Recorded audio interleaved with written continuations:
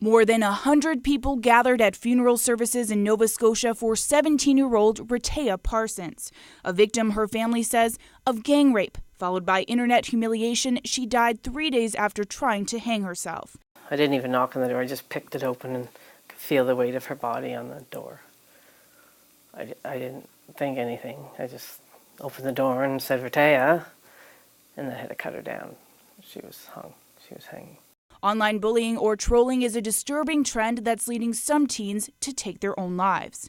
Rehtaeh's family says she was gang raped, and a photo of the attack was texted to her classmates and went viral online. One girl that was her friend put on her status, "Sluts need to leave this school anyway."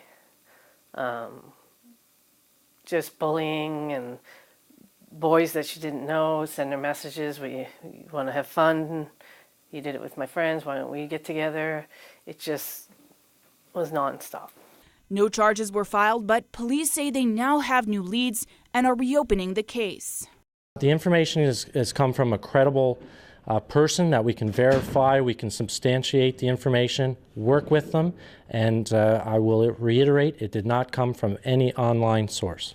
This case is not the only one of a teenage girl allegedly being raped and then humiliated online and at school.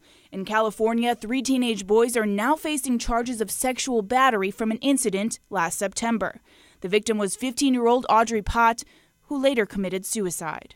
What happened to Audrey was tragic. It should never have happened. I hope that they're brought to justice. She has no idea what occurred until she woke up the following morning and had some drawing on her body in some private areas. And in Ohio last month, 2 high school football players were convicted of raping a 16-year-old girl after the incident went viral on social media. What happens is now you don't only have eyewitness accounts, but you have pictures at many times to put together the information to see if there was attack, how it occurred, who was involved, how many parties were there, what specifically was being done. You have a photo that's there, and then the sadder part, of course, is it's being put on social media, and the consequences to individuals is so traumatic because they can't take it.